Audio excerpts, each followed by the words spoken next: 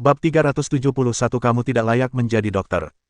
Qin Haodong memimpin jalan sambil membawa sebuah pot, diikuti oleh Huaxian yang berambut putih, yang terkesiap, "Tunggu aku, sobat." Mata lelaki tua itu menyala karena takjub, karena ia baru saja melihat cara Qin Haodong yang luar biasa dalam memasak herbal. Seharusnya butuh waktu 40 menit untuk merebus sepanci obat, tetapi Qin Haodong berhasil membuatnya dalam waktu kurang dari 10 menit, yang sungguh membuka matanya. Tentu saja ia ingin datang dan melihat khasiat sup penghangat jantung dan penyehat jantung. Saat dia melirik lampu merah di atas pintu ruang operasi, wajah Qin Haodong menjadi gelap. "Apakah operasinya sudah dimulai?" tanyanya. "Kami tidak punya pilihan lain, kondisi Feng Ziqiong tiba-tiba memburuk 2 menit yang lalu, jadi operasinya dipercepat." 2 menit yang lalu, masih ada waktu, aku akan mengambil obatnya sekarang dan memberikannya kepada pasien. Kemudian dia mencoba memasuki ruang operasi. "Baiklah, kawan," tawar Huaxian. Melihat perilaku Lu Fei, dia pasti tidak akan mengizinkanmu memberikan obat kepada pasien di meja operasinya, dan kamu baru di sini, dan kamu tidak bisa masuk tanpa lencana kerja. Setelah bekerja di rumah sakit ini selama bertahun-tahun, dia terus-menerus bertengkar dengan Lu Fei, jadi dia tentu tahu seperti apa pria itu.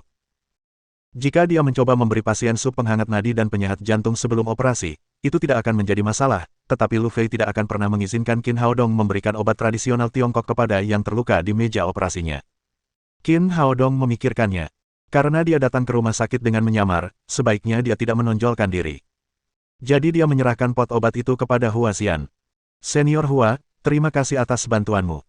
Huaxian mengangguk, mengambil botol obat, dan menggores pintu ruang operasi dengan lencananya. Dengan bunyi klik, gerbang terbuka dan Huaxian masuk. Di ruang operasi, para dokter dan perawat semuanya sibuk, dan operasi berlangsung dengan menegangkan. Huaxian melirik monitor jantung di sebelahnya dan wajahnya berubah. Meskipun dia adalah seorang praktisi pengobatan Tiongkok, dia tahu dasar-dasar pengobatan Barat. Lengkungan detak jantung di layar hampir menjadi garis lurus, artinya sangat lemah sehingga bisa berhenti berdetak kapan saja. Asisten Fang Yuqi berkata, "Dr. Lu, kondisi pasien sekarang terlalu berbahaya, kami mungkin tidak akan bisa menyelamatkannya." Lu Fei berkata, "Lupakan saja, kita harus tetap melakukan operasi, tidak ada pilihan lain bahkan jika kita gagal menyelamatkannya." Kemudian dia menyuruh para dokter dan perawat di sekitarnya untuk bersiap mengeluarkan belati dari dada Feng Ziqiong. Fang Yuqi tidak mengatakan apa-apa. Bagaimanapun, ahli bedah seperti mereka sudah terbiasa dengan kematian. Meskipun mereka akan berusaha sekuat tenaga untuk menyelamatkan setiap nyawa dalam operasi, mereka tidak akan memiliki gelombang yang terlalu besar di hati jika mereka tidak dapat menyelamatkan pasien kembali. Jantung pasien akan berhenti berdetak setiap saat. Dalam kasus ini, mungkin saat belati itu ditarik, orang yang terluka itu akan kehilangan nyawanya. "Tunggu sebentar, beri dia obatnya dulu." Huaxian berkata sambil membuka wadah obat. Bau obat tradisional Tiongkok yang kuat langsung memenuhi ruang operasi. Mendengar teriakan itu, Lu Fei menarik tangannya dari belati, menoleh ke belakang dan membentak, "Huaxian, apa kau gila? Ini ruang operasi bedah, apa yang kau lakukan di sini? Keluar dari sini sekarang juga dengan sup akar dan kulit kayu busukmu." Mendengar ini, Huaxian melotot dan menggeram, "Kamu tidak tahu sejarah negara kita, nenek moyangmu hidup dari akar dan kulit kayu, pengobatan tradisional Tiongkok adalah harta karun nenek moyang kita, kamu boleh memuja negara asing, tetapi kamu tidak boleh meremehkan pengobatan tradisional Tiongkok, itu sama kejamnya dengan serigala." "Siapa yang kau bicarakan, orang tua?" Lu Fei menjatuhkan pisau bedah dan menggeram marah pada Huaxian. Dia tampaknya ingin berdebat dengan senior Hua dari jarak dekat, tetapi ditahan oleh Fang Yuqi di sebelahnya. Meskipun Huaxian berusia lebih dari 70 tahun dan berambut putih, dia tidak takut pada Lu Fei. "Dr. Lu, apakah Anda lupa apa itu dokter? Sekarang pasien sedang berbaring di tempat tidur, bagaimanapun, baik praktisi pengobatan Tiongkok maupun dokter Barat harus memikirkan pasien terlebih dahulu," teriaknya dengan suara dingin. Dia mengangkat tangannya ke garis yang hampir berhenti di monitor jantung di sebelahnya. "Lihat apa yang terjadi, yang terluka bisa meninggal kapan saja, Dr. Lu. Jika Anda yakin bisa menyelamatkannya, saya yakin saya tidak akan mengatakan apa-apa, dan saya akan segera meminta maaf. Tapi kamu tidak bisa memikirkan cara yang baik untuk menyelamatkannya saat ini. Apakah kamu lebih suka mempertaruhkan nyawa orang lain daripada mencoba pengobatan tradisional Tiongkok? Kamu egois. Ini meja operasiku, terserah padaku bagaimana cara merawat pasien, lagi pula, aku tidak akan membiarkan pasienku minum obat Cina," kata Lu Fei dengan nada dingin. Huaxian berkata dengan marah, "Kau mempertaruhkan nyawa orang yang terluka, ini pembunuhan, apa kau lupa bahwa kau adalah seorang dokter?" Lu Fei mencibir, "Kamu bilang itu pembunuhan, baiklah, ada banyak polisi di luar sana, minta mereka menangkapku." "Lu Fei, Di mana etika medismu? Teriak Huaxian, matanya merah karena marah. Di matamu, pasien ini hanyalah kehidupan yang siap mati. Pernahkah kau memikirkan keluarganya? Pernahkah kau memikirkan orang tua dan anak-anaknya? Pernahkah terlintas dalam pikiranmu bahwa satu keputusan yang salah dapat menghancurkan beberapa keluarga? Ekspresi wajah Lu Fei terhenti, tetapi dia tetap bersikeras. Kamu terlalu banyak bicara omong kosong. Huaxian, keluar dari sini, jangan ganggu operasiku.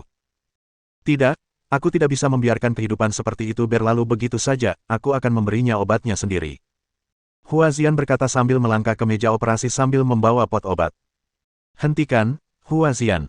Lu Fei berteriak dan mencoba menghentikan Huaxian, tetapi Fang Yuqi menghentikannya. Dokter Lu, kita tidak punya cara yang lebih baik sekarang, saya rasa kita bisa membiarkan senior Hua mencobanya. Lu Fei tidak menyangka Fang Yuqi juga menentangnya. Dia berkata dengan marah, apakah kamu lupa siapa dirimu? Kamu hanya seorang asisten, hak apa yang kamu miliki untuk membuat keputusan, apakah kamu akan bertanggung jawab jika terjadi sesuatu? Fang Yuqi juga tampak dingin.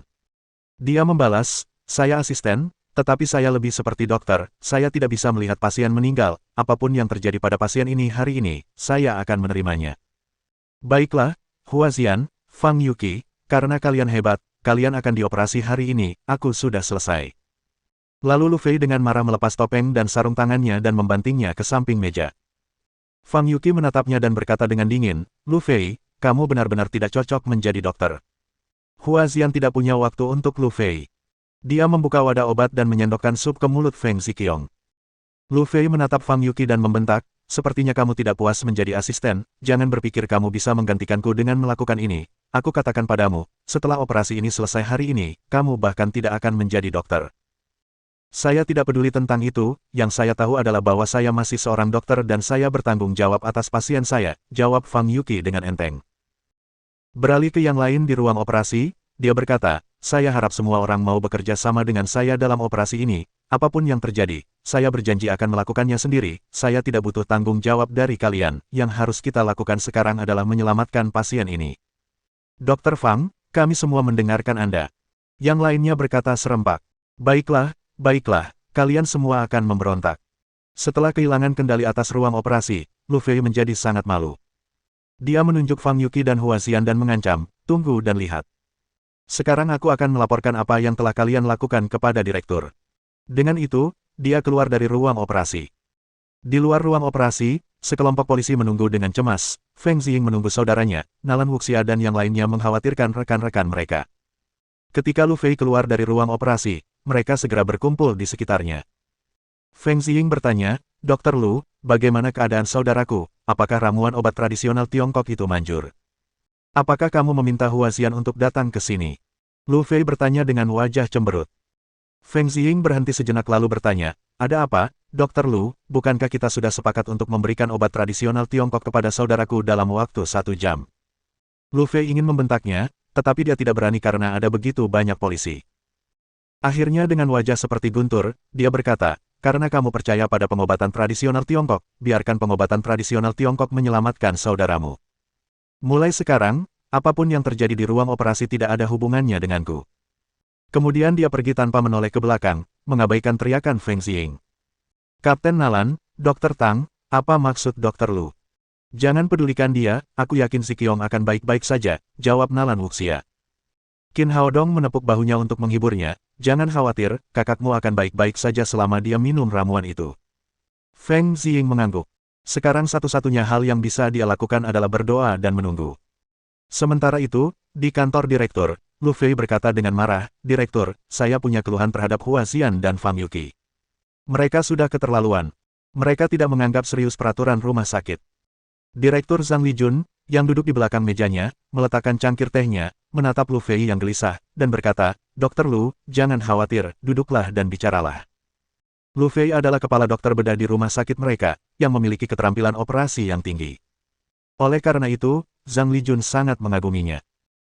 Kemudian dia meminta Lu Fei untuk duduk di sofa di seberangnya dan bertanya, Senior Hua memang agak masam, tetapi dia bekerja di klinik pengobatan tradisional Tiongkok dan tidak ada hubungannya dengan Departemen Pengobatan Barat Anda. Bagaimana dia bisa menyinggung Anda? Ngomong-ngomong, bukankah Fang Yuqi asisten Anda? Mengapa Anda ingin mengeluh padanya?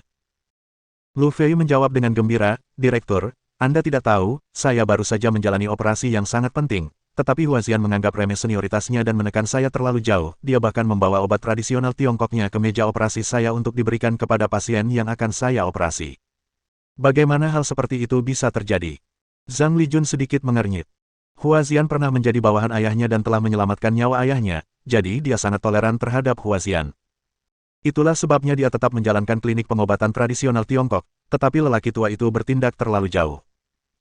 Direktur, jika orang lain tahu bahwa rumah sakit Guangren kami memberikan obat tradisional Tiongkok kepada pasien di meja operasi, kami pasti akan ditertawakan oleh rumah sakit lain, yang akan berdampak serius pada reputasi rumah sakit kami, lanjut Lu Fei. Yang lebih penting, pasien itu sedang sekarat, dan bisa saja meninggal kapan saja, tetapi saya tidak bisa menghentikannya. Fang Yuqi memihak Huaxian tepat pada waktunya. Dia berkata jika saya tidak melakukan operasi ini untuk menyelamatkan pasien, dia yang melakukannya. Dia sama sekali tidak terlihat seperti asisten. Saya benar-benar tidak punya pilihan selain datang ke sini dan melapor kepada Anda. Anda tidak bisa membiarkan mereka bertindak seenaknya, atau reputasi rumah sakit kita akan sangat terpengaruh. Itu keterlaluan. Raut wajah Zhang Lijun berubah setelah mendengar apa yang dikatakan Lu Fei. Ia bangkit dari kursinya dan berkata, ayo kita pergi dan lihat, apa yang orang-orang ini coba lakukan, apakah ini masih rumah sakit, bagaimana mereka bisa begitu mengerikan. Direktur, kali ini Anda tidak boleh bersikap sopan kepada mereka, kalau tidak, rumah sakit kita akan benar-benar kacau balau. Mulut Lu Fei menyeringai bangga. Dia mengikuti Zhang Lijun, menambah bahan bakar ke dalam cerita. Dia ingin memanfaatkan kesempatan ini untuk menghancurkan klinik pengobatan tradisional Tiongkok sepenuhnya. Bab 372 mengalihkan tanggung jawab. Kemudian Lu Fei menjadi tidak terlalu marah. Sebaliknya, dia diam-diam merasa senang. Dengan melakukan itu, dia tidak hanya menyalahkan atas operasi yang berisiko itu, tetapi juga memberinya kesempatan untuk membersihkan musuh lamanya. Setelah semua ini, ia meramalkan bahwa Zhang Lijun tidak akan menoleransi Huaxian kali ini, tetapi pasti akan menghukumnya dan membasmi Departemen Pengobatan Tradisional Tiongkok. Dalam pandangan Lu Fei, departemen seperti itu tanpa dasar ilmiah seharusnya tidak ada di rumah sakit modern seperti itu. Setelah Lu Fei pergi, semua perhatian di ruang operasi tertuju pada pot obat tradisional Tiongkok di tangan Huaxian, bertanya-tanya apakah itu dapat memberikan keajaiban bagi pasien. Semenit berlalu, 2 menit berlalu, 3 menit. Saat Huaxian menyuapi seluruh isi panci itu kepada pasien, data pada monitor jantung di dekatnya mulai berubah, kurva detak jantung, yang sudah cenderung membentuk garis lurus, tiba-tiba menjadi semakin kuat. 5 menit kemudian, jantung Feng Ziqiong berdetak seperti jantung normal. Semua orang menatapnya, termasuk Huaxian. Mereka tidak percaya. Semenit sebelumnya, mereka melihat Feng Ziqiong dalam kondisi yang sangat buruk, dia benar-benar berada di ranjang kematiannya dan jantungnya bisa berhenti berdetak kapan saja. Namun, setelah ia minum setoples ramuan hitam, jantungnya berdetak lebih normal dari biasanya. Apa yang sebenarnya ia minum? Apakah itu obat tradisional Tiongkok atau sup peri? Fang Yuqi adalah orang pertama yang pulih dari keterkejutannya dan bertanya, Senior Hua, obat apa itu? Bagaimana obat itu bisa begitu bermanfaat bagi jantung? Itu adalah sebuah keajaiban. Huaxian menjawab, saya tidak punya keterampilan itu. Ini adalah obat tradisional Tiongkok yang dimasak oleh Tang Feng. Namanya sup penghangat nadi dan penyehat jantung. Khasiatnya seperti sihir. Sesuai dengan namanya. Menakjubkan, sungguh menakjubkan, saya tidak pernah menyangka pengobatan tradisional Tiongkok dapat melakukan hal ini. Sebagai seorang ahli bedah, Fang Yuqi tidak begitu percaya pada pengobatan tradisional Tiongkok, meskipun ia tidak menolaknya. Ramuan obat itu mengubah pikirannya sepenuhnya. Dr. Fang, cepatlah dan lakukan operasi, saya tidak tahu berapa lama panci sup obat ini akan bertahan, kita harus menyelamatkan pasien sesegera mungkin. Tentu saja Huaxian tidak akan pergi sebelum operasi selesai. Meskipun Fang Yuqi baru saja mengatakan bahwa dia yang bertanggung jawab atas operasi tersebut, bagaimana mungkin dia membiarkan seorang pemuda mengambil begitu banyak tanggung jawab? Jika operasinya tidak berhasil, dia bermaksud untuk bertanggung jawab penuh. Jangan khawatir, Senior Hua, sejauh menyangkut pasien, tingkat keberhasilannya lebih dari 90%, bahkan mencapai 100%. Fang Yuqi tampak penuh percaya diri. Dia memegang pisau bedah dengan kilatan panas di matanya. Sebenarnya, level operasinya tidak rendah, tetapi dia masih junior dan ditekan oleh Lu Fei, jadi dia hanya bisa bekerja sebagai asisten. Hari ini dia akhirnya mendapat kesempatan untuk pamer. Dengan kerja sama staf medis lainnya, operasi dimulai dengan tertib. Di luar ruang operasi, terdengar suara langkah kaki yang cepat dari sisi lain lorong. Zhang Lijun berjalan terlebih dahulu, diikuti Lu Fei, dan beberapa kepala rumah sakit lainnya di sampingnya. Mereka semua tampak serius, bahkan marah. Pak Direktur, Apakah Anda menciumnya? Lorong rumah sakit modern kita dipenuhi dengan obat-obatan tradisional Tiongkok, bagaimana pasien lain akan melihatnya? Lu Fei memanfaatkan setiap kesempatan untuk mendiskreditkan pengobatan tradisional Tiongkok dan Huaxian. Nalan Wuxia dan yang lainnya menoleh ke arah suara itu. Melihat Lu Fei dan yang lainnya, Qin Haodong langsung tahu apa yang sedang terjadi. Karena tidak dapat menarik banyak perhatian sekarang, dia berbisik di telinga Nalan Wuxia, "Ini adalah waktu kritis untuk operasi, orang-orang ini ada di sini untuk membuat masalah, kamu harus menghentikan mereka." Nalan Wuxia mengerti, melambaikan tangan, dan berkata kepada polisi, "Jaga ruang operasi, tidak seorang pun bisa masuk tanpa perintah saya." Lu Fei berlari di depan Zhang Lijun dan berkata kepada Nalan Wuxia dan yang lainnya, "Minggir semuanya, kami akan masuk." Feng Ziying tidak peduli dengan dokter yang melarikan diri itu. Jika dia tidak memikirkan akibatnya, dia akan membanting Lu Fei ke tanah dan menendangnya dengan keras. "Apa yang akan kau lakukan?" tanyanya dengan wajah dingin. "Adikku sedang menjalani operasi, bahkan jika kau masuk, kau harus menunggu sampai operasinya selesai." Dengan direktur di belakangnya, Lu Fei menjadi lebih percaya diri dan berseru, "Meskipun kalian polisi, ini adalah ruang operasi rumah sakit kami, kalian tidak punya hak untuk menghentikan kami masuk, minggir." Nalan Wuxia berkata, "Dokter Lu, meskipun ini rumah sakit Anda, ada polisi kami yang terbaring di sana, tidak seorang pun boleh masuk sampai operasi selesai." "Kamu..." Lu Fei ingin marah, tetapi dia menahan diri ketika melihat lencana polisi di bahu Nalan Wuxia. Dia menenangkan nada suaranya dan berkata, "Petugas, kamu tidak tahu bahwa orang-orang di sana sedang mengolok-olok kehidupan pasien, aku akan masuk dan menghentikan mereka. Kau tidak perlu khawatir tentang itu." Nalan Wuxia menanggapi dengan seringai sinis. "Aku ingat Dokter Lu baru saja mengatakan bahwa apapun yang terjadi di sana tidak ada hubungannya denganmu, jadi kau tidak perlu khawatir." "Kamu..." Menghadapi Nalan Wuxia yang tidak menghormati mereka, Lu Fei tidak punya pilihan selain menoleh ke Zhang Lijun dan para pemimpin rumah sakit lainnya dan berkata, "Lihat, Direktur, orang-orang ini tidak setuju dengan kita untuk menghentikan operasi ini." Zhang Lijun juga tidak bisa berbuat apa-apa terhadap polisi yang melotot ke arah mereka. Dia melihat sekeliling dan tiba-tiba melihat Wang Jianfeng berdiri dengan kedua tangan di belakang punggungnya. Mereka pernah berhubungan sebelumnya, seperti saling mengenal. Dia berkata, "Direktur Wang, saya tidak menyangka Anda ada di sini." "Mereka yang terluka di dalam adalah polisi sipil kami," kata Wang Jianfeng. "Sejujurnya, Direktur Wang, belum ada preseden di rumah sakit kami untuk operasi seperti ini," kata Zhang Lijun. "Saya rasa itu tidak pantas. Kita harus menghentikannya." Begitu dia selesai bicara, Wang Jianfeng memotong pembicaraannya dan berkata, "Direktur Zhang, saya tidak peduli apakah ada preseden atau tidak. Saya hanya ingin bertanya, jika operasi dihentikan, berapa besar kemungkinan pasien akan selamat?" Zhang Lijun segera menatap Lu Fei.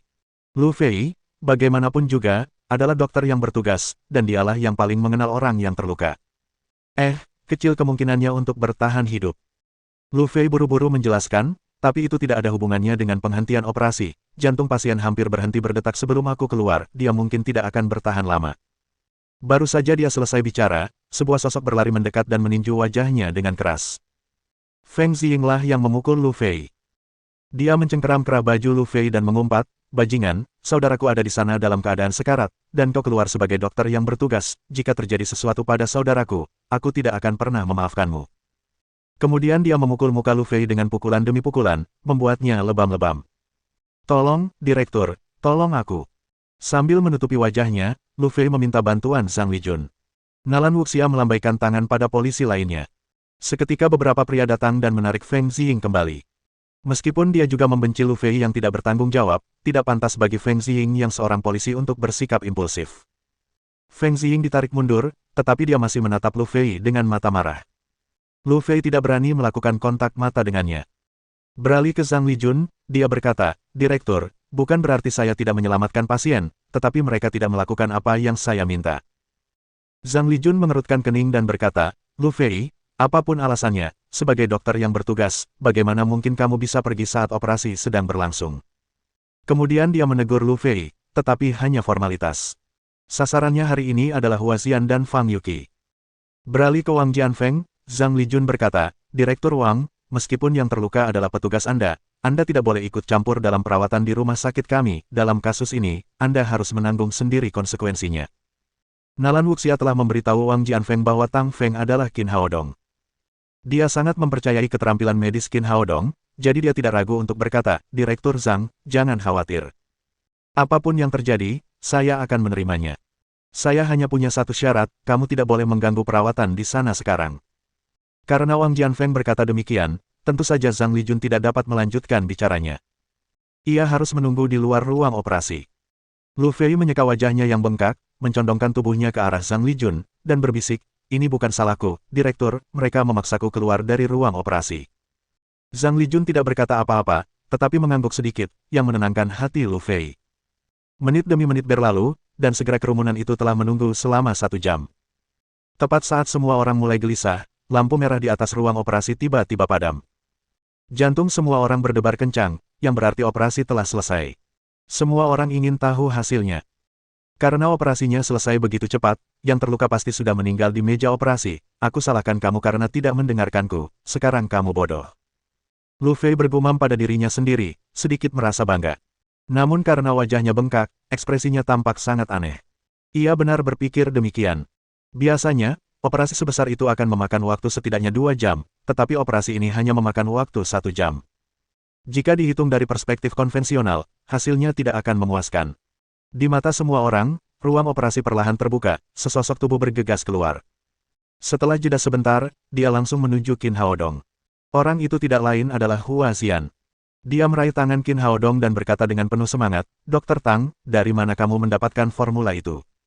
Baru saja masuk ke ruang operasi untuk melihat khasiat ajaib sup penghangat nadi dan penyehat jantung, dia sudah bersemangat. Begitu pintu ruang operasi terbuka, dia tidak sabar untuk datang dan bertanya. Tentu saja Qin Haodong tidak bisa menjelaskan dari mana dia mendapatkan formula itu. Saat itu Lu Fei bergegas mendekat dan menunjuk Hua Xian. Dr. Hua, katanya, sudah kubilang bahwa pengobatan tradisional Tiongkok tidak dapat diandalkan dan Anda harus percaya bahwa pengobatan Barat mewakili ilmu pengetahuan, tetapi Anda bersikeras memberikan pasien pengobatan tradisional Tiongkok. Apakah Anda menyesal sekarang? Ketika dia melihat kegembiraan Hua Xian, dia mengira dia mencoba untuk menyerahkan tanggung jawab kepada Qin Haodong. Faktanya, dia tidak sendirian. Banyak orang yang punya ide ini. Hua Xian menoleh ke arah Lu Fei dan berkata, aku memang menyesalinya, tetapi yang kusesali adalah aku tidak memukulmu, orang yang tidak tahu apa-apa. Kau menghina harta leluhurmu satu persatu. Lu Fei tidak menunjukkan tanda-tanda kelemahan. Hua Xian, katanya, setelah semua kesulitan ini, kau tidak menyadari kesalahanmu, beraninya kau bicara keras. Bab 373 Seorang pria berintegritas. Wajah Hua Xian berubah dan dia berkata, lalu aku ingat, Lu Fei, kamu adalah dokter yang bertanggung jawab atas operasi ini, tidak bisakah kamu memikul tanggung jawab? Sekarang, Hua Xian, kau ingat aku adalah dokter yang bertugas, apa kau ingin memohon padaku? Lu Fei bertanya dengan bangga. Kalian semua baru saja mendengarnya, aku sudah menjelaskan dengan sangat jelas bahwa apapun yang terjadi, operasi ini tidak ada hubungannya denganku. Suaranya keras dan tegas, dan semua orang mendengarnya dengan jelas. Qin Haodong merasa geli. Hua Xian tampak jujur, tetapi sebenarnya dia adalah rubah tua yang licik. Beberapa kata-katanya membuat Lu Fei tampak seperti orang bodoh dan membakar jembatan sepenuhnya. Lega rasanya, kata Hua Xian dengan nada bercanda, dengan senyum masam di wajahnya. Atau aku takut kau akan mengambil pujian itu. Saat kata-kata itu diucapkan, Feng Ziying tertegun dan dia melangkah maju sambil bertanya dengan gugup, Tuan, maksudmu, saudaraku? Hua Xian meliriknya, lalu kenalan Wuxia dan orang-orang lain yang tampak gugup, dan berkata, biar ku beritahu kabar baik, operasi berjalan sangat lancar dan sukses tadi berkat dosis ajaib obat tradisional Tiongkok yang diberikan oleh Tang Feng, Dokter Tang di klinik kami, pasien sekarang sudah terbebas dari bahaya dan diperkirakan akan segera pulih. Operasinya sulit, dan itu semua berkat pengobatan tradisional Tiongkok dari Dokter Tang, yang melindungi jantungnya, jadi Dokter Tang tidak datang ke ruang operasi, tetapi dialah yang paling berperan. Pada titik ini, dia menoleh ke arah Lu Fei dan berkata, keberhasilan operasi ini bukan hanya keajaiban rumah sakit Guangren kita, tetapi juga keajaiban seluruh pengobatan manusia. Saya yakin rumah sakit kita akan memberi penghargaan kepada orang-orang yang relevan nanti. Dr. Lu adalah orang yang berintegritas dan tidak mementingkan diri sendiri, Anda tidak pernah mengambil keuntungan dari pekerjaan orang lain. Wajah Lu Fei berubah terus-menerus, otaknya bekerja keras, dan dia berpikir, apakah orang yang terluka itu benar-benar telah diselamatkan? Tidak, itu tidak mungkin. Ketika dia memikirkan jantung Feng Ziqiong yang hampir mati, dia mengira Hua Xian sedang mempermainkannya. Dia seharusnya tidak mendapatkan pujian, dan Hua Xian ingin menjadikannya kambing hitam. Kemudian dia tersenyum dan berkata, Hua Xian, apakah menurutmu aku bodoh? Kau ingin aku berbagi kesalahan denganmu? Bukan, jangan pernah berpikir tentang itu. Saat saya meninggalkan ruang operasi, pasien sudah sekarat dan jantungnya bisa saja berhenti berdetak kapan saja, peluang untuk bertahan hidup dalam situasi ini sangat kecil. Hanya 1 jam kemudian, Anda mengatakan operasinya berhasil dan pasien sudah tidak dalam bahaya. Apakah Anda sedang membodohi orang? Saya rasa pasien sudah meninggal, bukan? Begitu dia selesai, dia melihat sebuah tinju besar muncul di depan matanya dan menghantam wajahnya. Pukulan itu begitu kuat sehingga membuatnya langsung jatuh ke tanah dan 2 semburan darah menyembur dari lubang hidungnya. Feng Ziyinglah yang melakukan tindakan itu. Dia melotot ke arah Lu Fei dan berteriak, "Sebagai seorang dokter, alih-alih senang mendengar kabar bahwa saudaraku baik-baik saja, kamu malah mengutuknya sampai mati. Apakah kamu manusia? Apakah kamu punya etika medis?" "Saya." Lu Fei berdarah karena pukulan di hidung dan mulutnya sehingga dia tidak bisa bicara. Apa yang dia katakan memang keterlaluan, dan bahkan Zhang Lijun menatapnya dengan tidak puas. Pada saat itu, Fang Yuqi keluar dari ruang operasi dan 2 perawat di belakangnya mendorong tempat tidur tempat Feng Ziqiong terbaring.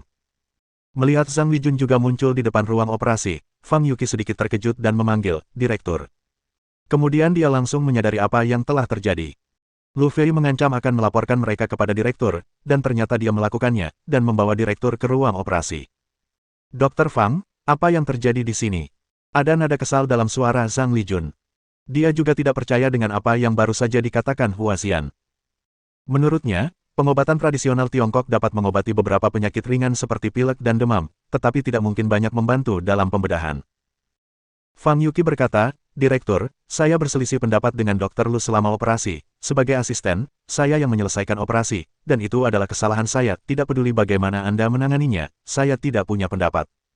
Sikapnya tulus, tetapi Huaxian bersikap acuh tak acuh. Ia melangkah maju dan berkata, "Mengapa menghukummu? Kau berhasil melakukan operasi epik ini, menyelamatkan nyawa manusia dan reputasi rumah sakit kami. Kau memiliki jasa yang begitu besar sehingga rumah sakit kami tidak hanya tidak dapat menghukummu, tetapi juga memberimu hadiah besar." Zhang Lijun menatapnya dengan heran dan bertanya, "Apakah maksudmu pasien itu benar-benar baik-baik saja?" "Tentu saja benar," kata Huaxian.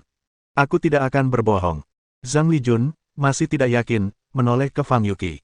Fang Yuqi mengangguk dan menjawab, "Ya, Direktur, operasinya berhasil, pasien sudah sepenuhnya terbebas dari bahaya." "Ini sukses, hebat, itu benar-benar hebat." Mendengar berita itu, polisi yang berkumpul di sekitar bersorak. Tadi mereka mengira operasinya gagal dan Feng Ziqiong sudah meninggal, jadi tidak ada yang berani mendekati tempat tidur. Feng Ziying menangis kegirangan, dan segera berlari ke tempat tidur, yang membuat para perawat ketakutan. Mereka segera menghentikannya dan berteriak, "Operasi baru saja selesai, jangan sentuh pasien." "Tidak, jangan sentuh pasien." Feng Ziying menatap adiknya di ranjang rumah sakit, masih pucat tetapi bernapas dengan teratur dan bersemangat. Ia terlalu gembira untuk berbicara. "Tidak mungkin, kau pasti berbohong." Lu Fei bangkit dari lantai dan melangkah ke tempat tidur. Saat dia melihat Feng Ziqiong bernapas dengan normal, wajahnya menjadi lebih putih daripada Feng Ziqiong setelah operasi. Dia menyadari bahwa Huaxian tidak berbohong kepadanya, dan bahwa dia benar-benar telah kehilangan sebagian besar keuntungannya. Namun, dia tidak dapat memahami bagaimana Feng Ziqiong dapat mengubah keadaan dalam situasi yang mengerikan seperti itu. Namun, hal yang mustahil sudah ada di hadapannya. Setelah kejadian itu, rasa sesal yang amat dalam muncul dari hatinya. Ia begitu menyesal hingga ingin menamparkan dirinya sendiri saat itu juga. Polisi heroik yang menangkap tersangka ditikam di jantungnya dengan belati dan berada dalam bahaya besar.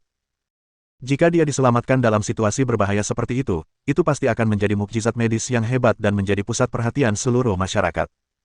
Siapapun yang melakukan operasi tersebut, ia akan menerima banyak pujian dan penghormatan. Setelah itu, uang, ketenaran, dan bahkan segalanya menjadi milik dokter. Semua itu seharusnya menjadi miliknya. Dia adalah dokter yang bertanggung jawab, tetapi dia berulang kali menjauhkan diri dari operasi seperti orang bodoh, berulang kali mengatakan bahwa dia tidak akan menerima tanggung jawab apapun. Sekarang, keajaiban medis dan kehormatan dokter tidak ada hubungannya dengan dirinya. Pada saat ini, dia benar-benar merasakan sakit hati. Setelah jeda yang lama, Lu Fei mengangkat tangannya dan menamparkan wajahnya sendiri. Kemudian dia duduk di sudut dan mulai menangis. Dia menendang bagian terbesar dari pujian itu. Ada yang sedih dan ada yang gembira. Karena Feng Ziqiong terselamatkan, tidak hanya Nalan Wuxia dan Wang Jianfeng yang gembira, tetapi juga Zhang Lijun tersenyum lebar, merasa sangat bangga. Sebagai rumah sakit swasta, rumah sakit Guangren tidak pernah mampu bersaing dengan rumah sakit umum besar seperti rumah sakit Jiangnan. Keberhasilan operasi ini akan sangat meningkatkan reputasi rumah sakit mereka dan membuat orang melihat kekuatan rumah sakit mereka. "Dr. Fang, Anda telah melakukan pekerjaan dengan baik. Anda adalah kebanggaan rumah sakit kami, kata Zhang Lijun sambil tersenyum lebar.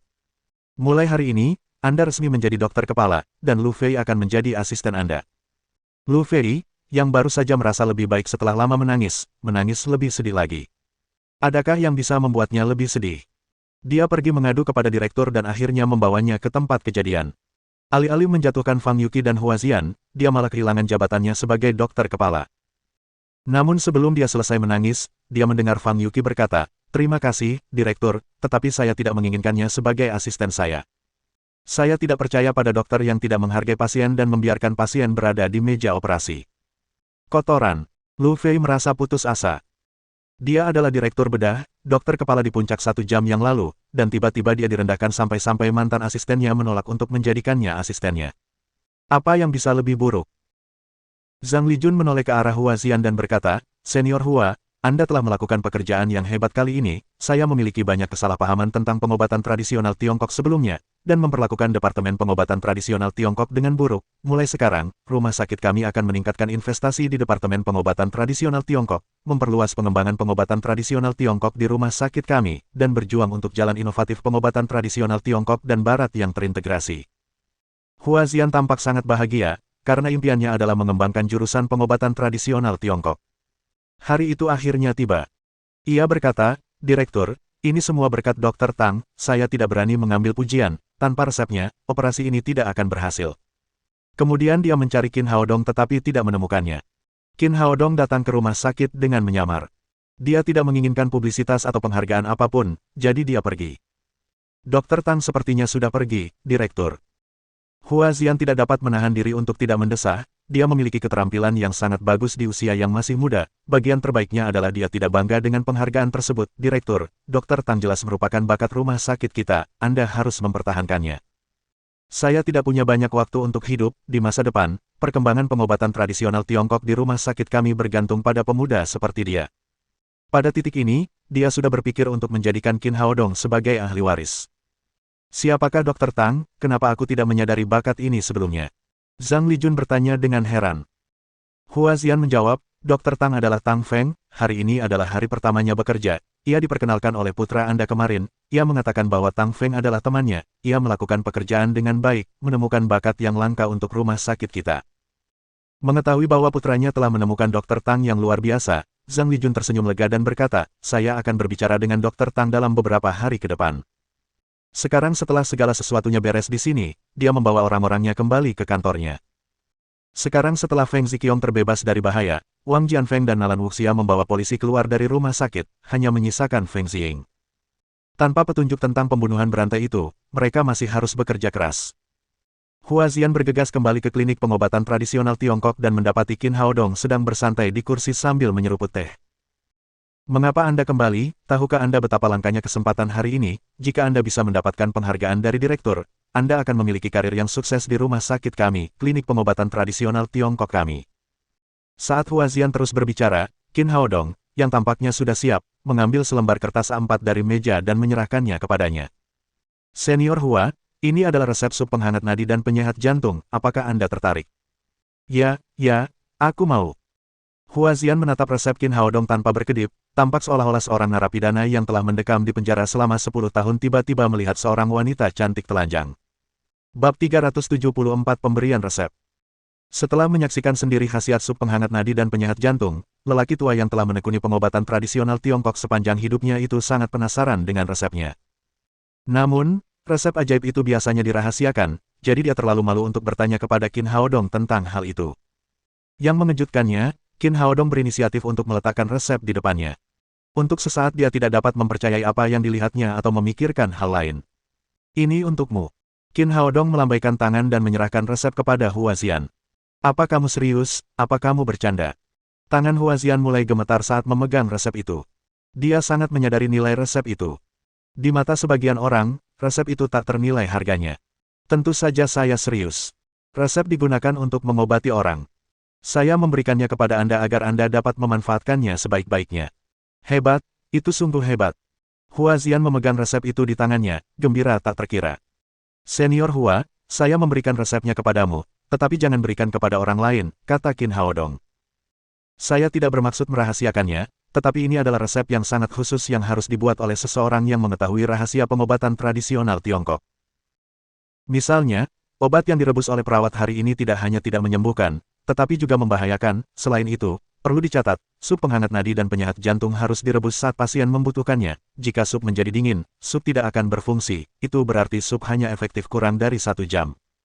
Oh, aku mengerti. Meskipun resepnya memiliki banyak persyaratan saat dibuat, resepnya berhasil dengan baik. Jadi Huaxian masih sangat bersemangat, menatap kertas A4 tanpa berkedip seolah-olah dia ingin mengukir resep itu di benaknya.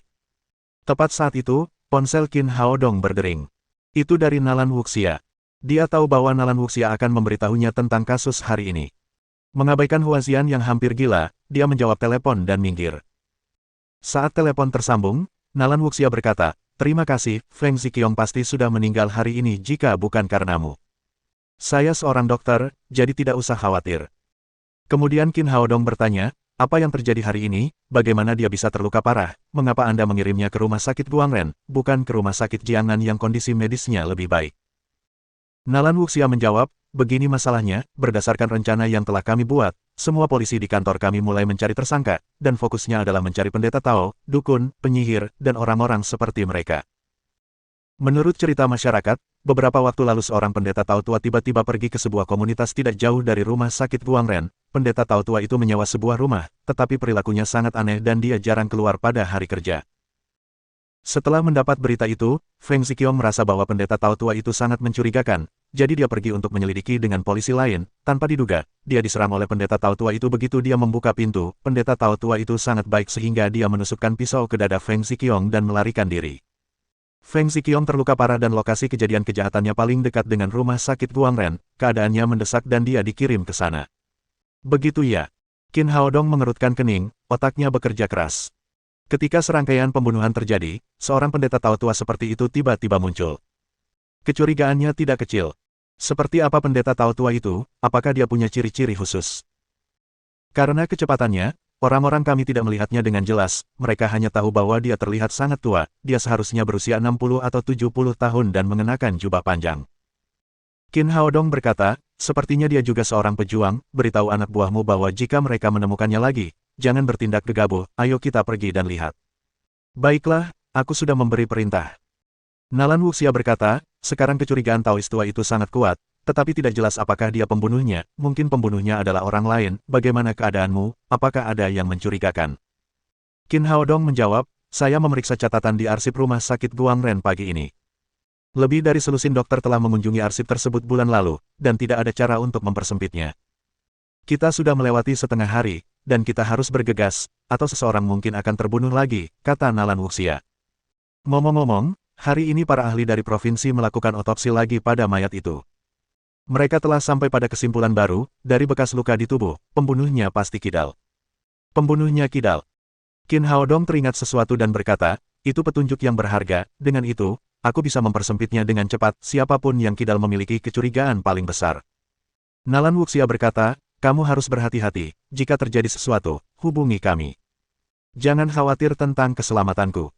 Qin Haodong berkata dan menutup telepon. Begitu dia meletakkan teleponnya, Huaxian berlari menghampiri, mengambil resep sup penghangat nadi dan penyehat jantung, lalu menanyakan semua pertanyaannya.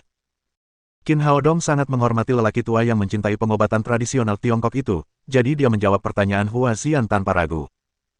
Tak lama kemudian, Huaxian mengira ia telah selesai dengan penelitiannya, berlari ke apotek dengan resep, dan mulai menguji, lalu meninggalkan klinik pengobatan tradisional Tiongkok kepada Qin Haodong. Qin Haodong menjadi dokter tamu, memikirkan cara memilah-milah informasi dokter di arsip dan menemui pasien yang datang sesekali. Namun, ia tidak menemukan ide yang bagus hingga sepulang kerja.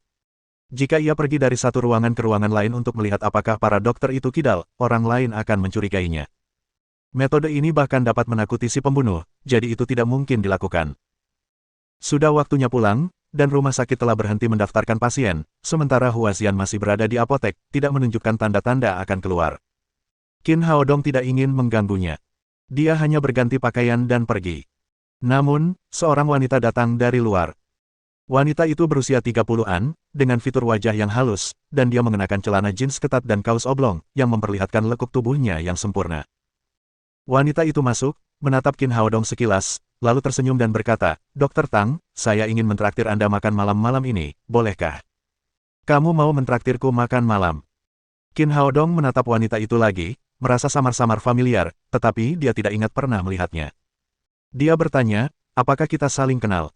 Qin Haodong benar-benar bingung. Wanita ini memanggilnya Dokter Tang, jadi mereka pasti bertemu hari ini, tetapi dia tidak ingat di mana dia bertemu dengannya. Jika dia tidak mengenalnya, bagaimana mungkin wanita cantik seperti itu berinisiatif untuk mengundangnya makan malam tanpa wajah tampan? Wanita itu terkekeh, memperlihatkan giginya yang putih, dan berkata, Dokter Tang, apakah Anda sudah melupakan saya Fang Yuqi. Oh, Anda Dokter Fang. Qin Haodong akhirnya tahu apa yang sedang terjadi. Tepat di ruang operasi, Fang Yuqi mengenakan jas putih, topi putih, dan topeng besar, hanya matanya yang terlihat. Jadi dia merasa akrab dengannya, tetapi dia tidak tahu siapa dia. Dia juga sedikit terkejut bahwa Fang Yuqi adalah wanita yang begitu cantik. Fang Yuqi menambahkan, Dokter Tang, Anda sangat membantu saya hari ini, saya ingin mengundang Anda makan malam, apakah Anda punya waktu? Lupakan saja, aku tidak banyak membantu. Qin Haodong tidak ingin berhubungan dengan terlalu banyak orang seperti Tang Feng, jadi dia menolaknya saja. Mata Fang Yuqi membelalak karena terkejut. Biasanya dia menolak ajakan orang lain, tetapi pertama kali dia mengundang seseorang untuk makan malam, dia ditolak. Baiklah kalau begitu. Dia selalu sombong dan angkuh, dan tidak tahu harus berkata apa setelah ditolak. Jadi dia hanya berbalik untuk pergi. Qin Haodong menyadari bahwa Fang Yuqi adalah seorang dokter bedah, dan dia tahu betul dokter mana di rumah sakit itu yang kidal. Dia adalah tempat yang tepat untuk memulai penyelidikan, dan itu tidak akan menimbulkan kecurigaan siapapun. Memikirkan hal ini, dia berkata cepat, Dokter Fang, tunggu sebentar.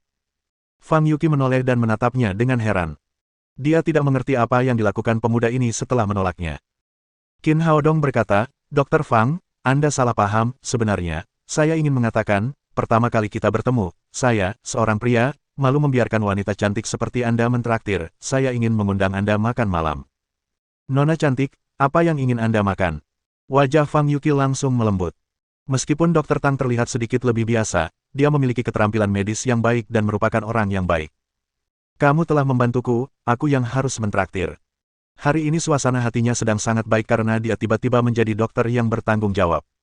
Yang terpenting adalah dia tidak akan pernah harus menanggung kemarahan Lu Fei yang jahat lagi.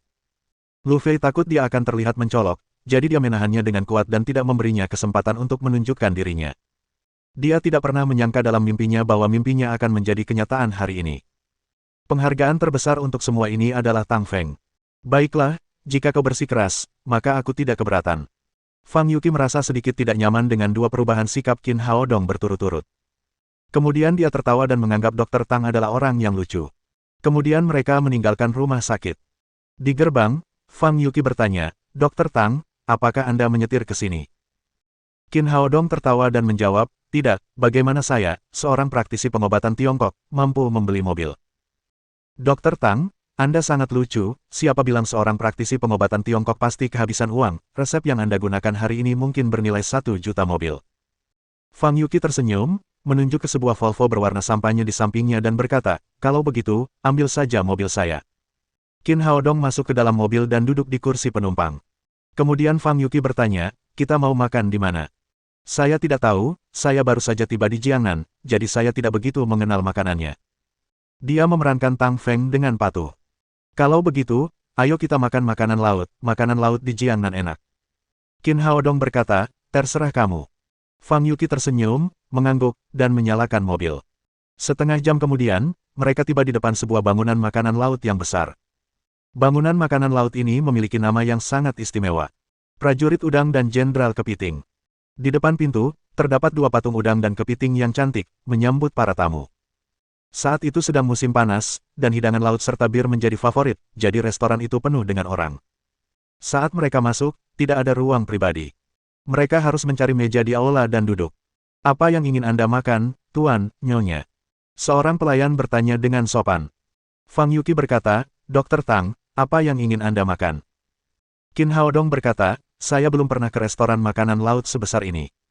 Silakan pesan apapun yang Anda suka, Nona Fang. Fang Yuqi langsung memesan dan berkata, berikan kami 4 hidangan khas Anda dan sebotol anggur.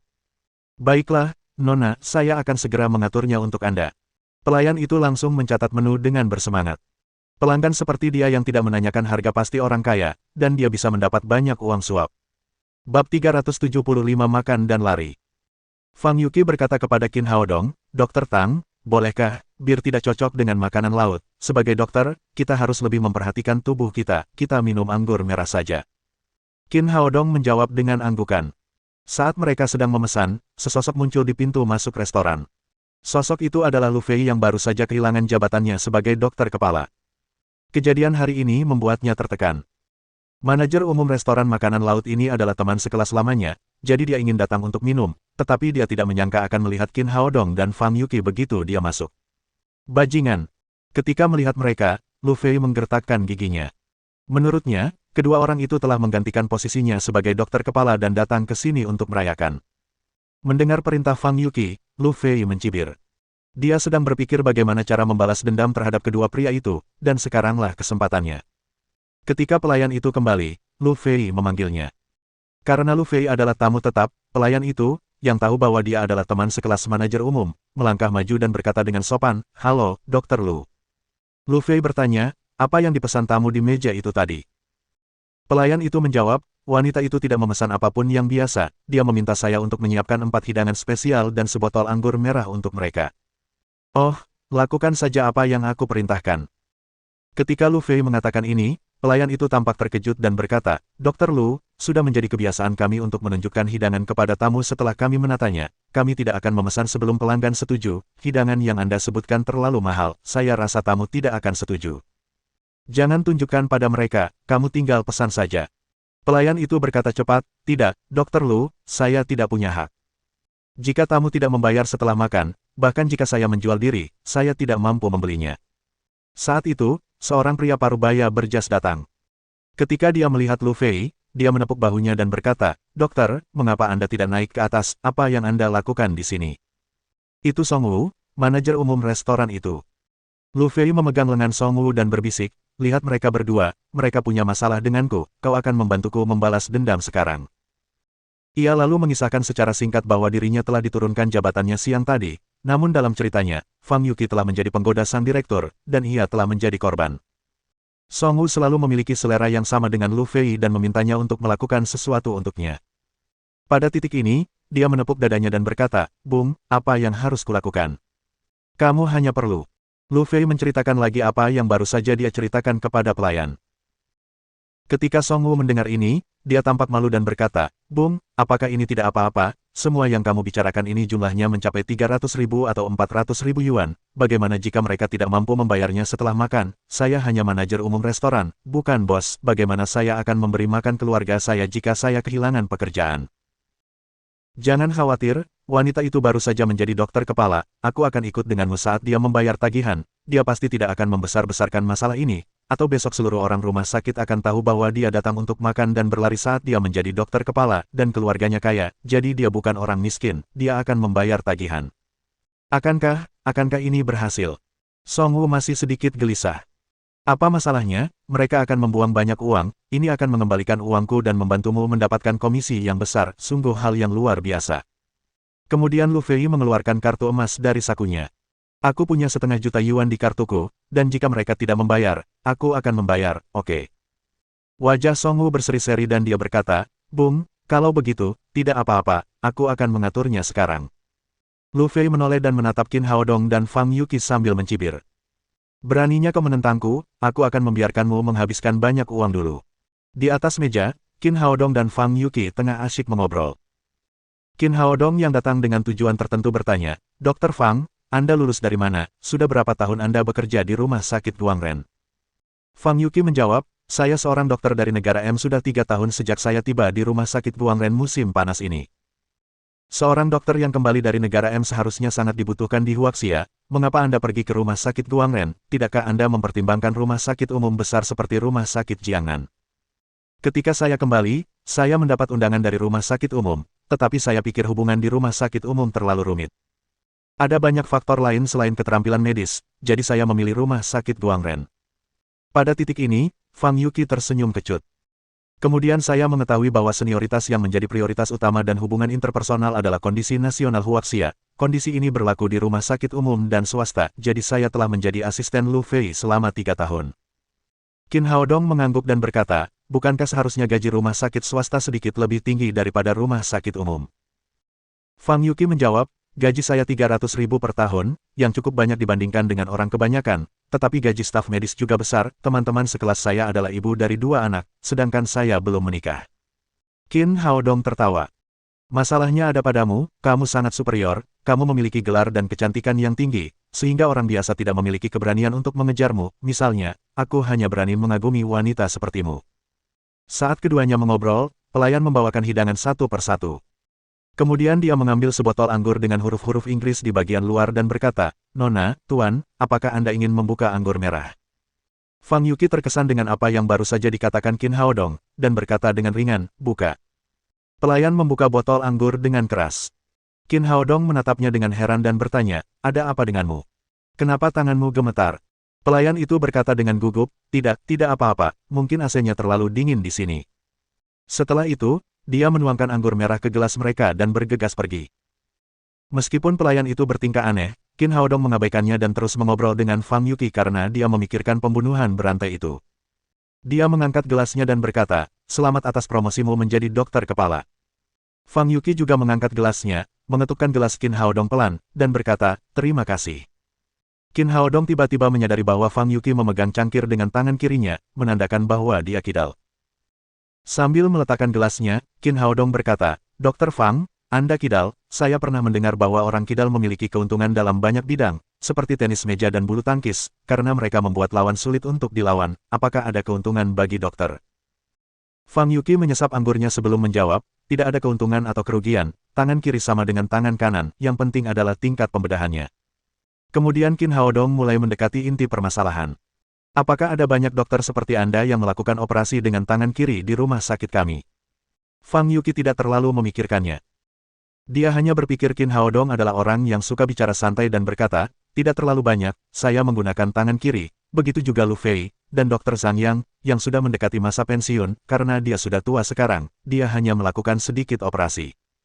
Qin Haodong memeriksa daftar yang ia dapatkan dari arsip di kepalanya dan menemukan bahwa tidak ada dokter bernama Zhang Yang. Sekarang ia dengan cepat mempersempit pencariannya ke Lu Fei dan Fang Yuqi. Ia hanya perlu menyelidiki mereka berdua. Qin Haodong sedang memikirkan kasus tersebut ketika Fang Yuqi berkata, Dr. Tang, dari siapa Anda belajar ilmu kedokteran? Saya mempelajarinya dari kakek saya ketika saya masih muda. Fang Yuqi melanjutkan, sebelumnya saya tidak tahu banyak tentang pengobatan tradisional Tiongkok. Di negara M, kami menerima gagasan bahwa pengobatan tradisional Tiongkok tidak ilmiah, dan bahwa semua praktisi pengobatan Tiongkok adalah pembohong. Namun, hari ini saya melihat keajaiban pengobatan tradisional Tiongkok dari Anda, itu sama sekali di luar jangkauan pengobatan Barat. Kemudian mereka berdua makan dan berbincang-bincang. Melalui percakapan itu, Qin Haodong merasa bahwa Fang Yuqi adalah orang yang baik dan terus terang, tidak seperti pembunuh. Namun, sulit untuk mengatakannya. Mungkin dia menyembunyikan wajah aslinya dalam-dalam. Setelah sekitar 2 jam, keduanya sudah kenyang. Fang Yuqi mengangkat tangannya ke pelayan dan berkata, cek. Lalu dia mengeluarkan dompetnya untuk membayar. Qin Haodong tidak mengatakan apa-apa. Itu tidak berarti dia jahat. Makanan di restoran makanan laut ini tidak murah, dan dia hanya seorang praktisi pengobatan Tiongkok kecil sekarang. Jadi sebaiknya dia tidak terburu-buru membayar tagihan, atau itu akan menimbulkan kecurigaan. Baiklah, kata pelayan itu, Nona, Anda sudah menghabiskan 408.000 yuan, manajer bilang Anda cukup membayar 400.000. Apa, kami memesan 4 hidangan, dan Anda akan menagih kami lebih dari 400.000, Anda menagih terlalu banyak. Qin Haodong baru menyadari mengapa tangan pelayan itu gemetar saat membuka anggur. Ternyata itu karena rasa gugup atau kegembiraan sebelum tipuan. Fang Yuqi juga terkejut. Meskipun kondisi ekonominya baik, itu tidak berarti dia tidak punya dasar. Dia tidak bisa dibodohi. Kamu salah, kami hanya memesan 4 hidangan, mengapa kamu mematok harga yang sangat mahal? 4 hidangan bernilai lebih dari 400.000 yuan, apakah restoranmu jebakan? Mendengar percakapan mereka, para tamu di sekitarnya menoleh. 4 hidangan harganya lebih dari 400.000 yuan, sungguh menakutkan. Pelayan itu mengambil menu dan berkata, Nona, ini bukan jebakan, ini harga yang tertera, lihat, Anda telah menyantap beberapa hidangan terbaik di restoran kami. Melihat Fang Yuqi mengabaikan tagihannya, pelayan itu langsung membacanya. Yang Anda pesan adalah, sup yang direbus dengan ekor buaya, 28.000 yuan, ikan kerapu liar, 16.000 yuan untuk setiap 500 gram, dan berat satu potong Anda 1.600 gram, anggur merahnya adalah Romani Conti emas berusia 15 tahun, 200.000 yuan, totalnya 408.000 yuan. Kami punya makanan asli, bahkan jika Anda pergi ke biro harga dan mengeluh kepada kami tidak takut. Sekarang setelah masalahnya jelas, pelayan itu merasa yakin. Jika dia meneruskan kesepakatan itu, dia akan mendapat komisi yang bagus. Saya hanya meminta Anda untuk menyiapkan 4 hidangan spesial. Apakah ini hidangan spesial restoran Anda? Berapa banyak orang di kota Jiangnan yang mampu membelinya? Lagi pula, bukankah seharusnya kau membiarkanku melihatnya sebelum memesan? Bukankah seharusnya aku dimintai saran tentang hidangan seharga 400.000 yuan? Yang lainnya mendengarkan dan mulai berbicara. Ya, mengapa kamu tidak memberitahunya terlebih dahulu tentang barang-barang mahal seperti itu? Ini pemerasan terselubung, itu keterlaluan. 400.000 yuan cukup untuk memberi makan orang kebanyakan seumur hidup. Pelayan yang sudah bersiap-siap itu, memasang ekspresi tak berdaya dan berkata, Nona, saya yang memesankan minuman untuk Anda, saya sudah meminta saran Anda sebelum anggur dibuka, Anda yang menyuruh saya untuk membukanya, Anda tidak sanggup membayarnya, dan Anda akan makan dan pergi begitu saja, bukan? Siapa dia, siapa yang mau makan dan lari? Tiba-tiba Song Wu dan Lu Fei datang. Pelayan itu menunjuk ke arah Qin Haodong dan Fang Yuqi dan berkata, Manajer, mereka tidak membayar makan malam. Mohon dukungan dari Om Ante-Ante sekalian buat subscribe agar Mimin terus semangat untuk up novel seru lainnya. Sekiranya ada kebutuhan buat subbag, silakan inbox Mimin atau tuliskan di kolom komentar. Terima kasih.